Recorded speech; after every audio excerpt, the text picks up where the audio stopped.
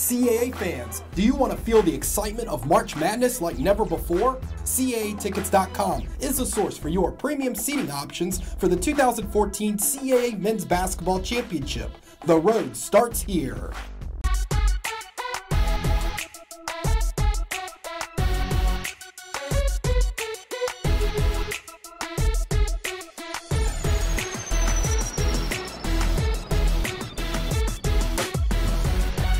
Hello, Hoops fans, and welcome to this CAA Men's Basketball Championship edition of CAA Hoops Weekly. I'm your host, Bobby Broyles, joined by Mr. CAA Basketball himself, Rob Washburn. Rob, the time has finally come. The regular season has come to a close, and the field is set for this year's championship as we head north to the Baltimore Arena for the very first time. Bobby, what a competitive regular season it's been, with more than half the conference games decided by 7 points or less this season. 3 of the 4 games last Saturday had margins of 3 points or less, and I think we're headed for more of the same this weekend. Now, Delaware captured its first CAA regular season title by rallying for a 3-point road win at College of Charleston, while Towson finished just a game back after winning a thriller over William & Mary for their school record 22nd victory. None of the top seeds in this year's tournament has ever captured a CAA championship, so you know those teams will be highly motivated to cut down the nets on Monday night. And to all that, add a new tournament venue for the first time in 25 years at the Baltimore Arena, and you have all the makings for a very exciting event. Absolutely, and it will definitely be some exciting times ahead. But before we make the trip north, Rob, we have some matchups to preview. We know Delaware is the #1 seed, but the Blue Hens' opponent is to be determined as we kick off the championship Friday night with 8th-seed Hofstra taking on #9 UNCW. Yeah, these teams might be the bottom 2 seeds, but I can assure you that they both will show up in Baltimore thinking that they can make a statement. Now, Hofstra's coming off an 82-71 victory over James Madison last Saturday. The Pride features the league's second leading scorer in guard Zeke Upshaw, who's tallied double figures in 21 straight games and has topped the 20-point mark 16 times. Hofstra beat the Seahawks in both of their regular season meetings, including rallying from a 14-point halftime deficit in early February. Now, UNCW went 3-3 over its final 6 games and led first-place Delaware by 6 with 13 minutes to go last Saturday. The Seahawks' recent success has coincided with the switch to using their 2 5-man units, and that's provided them with a great deal of balance offensively while keeping fresh bodies on the floor defensively. No matter who comes out on top, they will face a challenging quarterfinal game against Delaware. Jarvis Threet returned to the Blue Hens last week and averaged over 18 points and 9 assists in his 2 games. Combine him with Devon Sadler and Davon Usher, and the Blue Hens are going to be a tough team to slow down.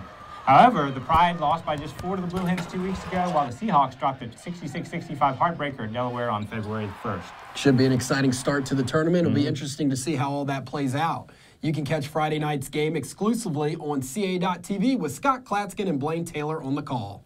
We now move on to Saturday's quarterfinal matchups. Remember, you can watch all of our quarterfinal contests live on Comcast Sportsnet and on CAA.TV for you out-of-market viewers. Rob, let's begin with the 2:30 matchup between 2 teams that have played a pair of thrillers this season as #5 seed Northeastern takes on #4 seed Drexel. Yeah, it won't take long for either team to go over the scouting report on this one since they met in the regular season finale last Saturday. Drexel led by 5 with just 45 seconds to go before Northeastern was able to reel off the final 7 points of the game to pull out a 54-52 victory. Coaches often talk about veteran guard play being a key come tournament time, and Drexel has 2 of the best in Franz Massonet and Chris Fouch. These guys have combined to score more than 3,300 points in their careers, and they have the ability to get hot and carry a team for 3 days. The Dragons have also improved greatly on the defensive end, holding their past 8 opponents under 40% shooting from the floor. Now, Northeastern's strength lies on the inside. Junior Scott Etherton has had a tremendous season with 18 double-doubles in 30 games and has the ability to score both inside and out. The Huskies out-rebounded Drexel 45-35 last Saturday with Etherton, Reggie Spencer, and Zach Saul combining for 33 boards. Northeastern can also draw on the experience of a year ago when they advanced to the CAA championship game. Expect a very hard-fought game in this one. And after a pair of afternoon matchups, the defending CAA champion JMU Dukes opening Saturday evening's action at 6 o'clock, looking to relive the magic from last season's championship run, but they'll face a tall task at second-seeded Towson and its double-double machine, Jarrell Benneman. Yeah, those teams are also very familiar with each other, as Towson held on for a 69-66 victory in Harrisonburg last Wednesday. Jarrell Benneman was just dominant in that game with 28 points and 16 rebounds, and he has been almost unstoppable over the past month. But he's also had plenty of help from fellow seniors Raphael Guthrie, Marcus Damas, and Mike Burwell, as the Tigers closed the season with 10 wins in their final 11 games. Now, Towson didn't get to play in the CAA tournament a year ago, so you know those 4 guys will be anxious to get their opportunity. JMU will try to recapture the magic from last March when they won their first CAA championship in 19 years. The Dukes have gotten strong seasons from sophomore guards Ron Curry and Charles Cook, and his lone veteran, Andrei Semenoff, turned in his best game of the season against the Tigers last Wednesday, hitting 6 3-pointers and scoring 22 points. JMU had an opportunity to beat Towson last Wednesday and will need to be at its best to have a shot at knocking off the Tigers in Baltimore. Then in the nightcap at approximately 8:30, it'll be the newcomers and 6th-seeded College of Charleston meeting number 3 William & Mary. Yeah, these two teams split their regular season matchups. William & Mary used a big second-half run to post a 74-63 victory in Williamsburg, while the College of Charleston had its best offensive game of the season, also played great defense in rolling past the Tribe 87-54 just a couple of weeks ago at TD Arena. Now, William & Mary shoots the ball better than any team in the CAA, especially from three-point range where they're hitting over 40%.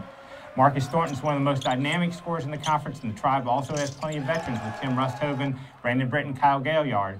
The key for William & Mary is how well it can rebound and play on the defensive end. Now, it's the complete opposite for the College of Charleston. The Cougars are one of the top defensive and rebounding teams in the conference, but they've been inconsistent offensively. Charleston reached the SoCon championship game and went to postseason play a year ago and returned veteran players like Willis Hall, Anthony Stitt, and Ajay Baru who have experience in a tournament setting.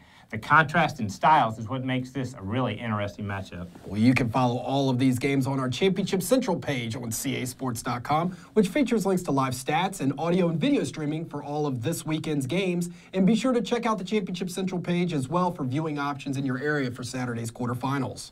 And of course, you can also follow the championship on social media. So like us on Facebook at facebook.com/CASports and follow us on Twitter at CAA Basketball using the hashtag CAHoops. And get an inside look at the league on Instagram, where you can find us by searching CAA Sports. Also, our own Zach Burris will be live, so courtside blogging every game on CAA Hoop Scoop. And don't forget that last weekend we wrapped up our CAA Hoops on Campus series at Hofstra, where we caught up with Pride freshman Jamal Robinson, a man of many talents and a gifted player being looked upon as the building block in Coach Joe Mahalick's program. If you haven't checked it out, find it now on CA.TV and CAMen'sHoops.wordpress.com. Fans have come to know what a great young player Jamal Robinson is on the court. But most people, including his own teammates, aren't aware of his abilities off the court with his talents musically. Be sure to check it out. Yeah, great feature there on Jamal. CAA Hoops Weekly now will be in Baltimore Thursday night for the 2014 CAA Men's Basketball Awards Banquet. Rob and I will join you afterwards with a full report, so make sure to stay with CASports.com as we unveil the all-conference teams and individual awards from the banquet.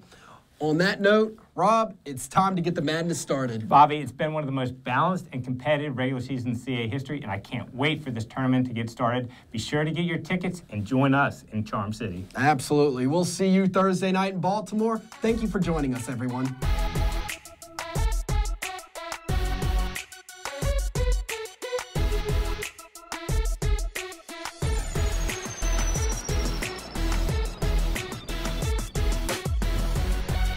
From day one, our mission has been March. Those 4 days in Baltimore are the reason for every rep, every sprint, every shot. Every time we step on the court, we dream of stepping on that ladder, cutting down those nets, raising that trophy. In the CAA Men's Basketball Championship, anything can happen. So turn up the music. It's time to dance. For more information, visit CAAsports.com. Order tickets at Ticketmaster.com.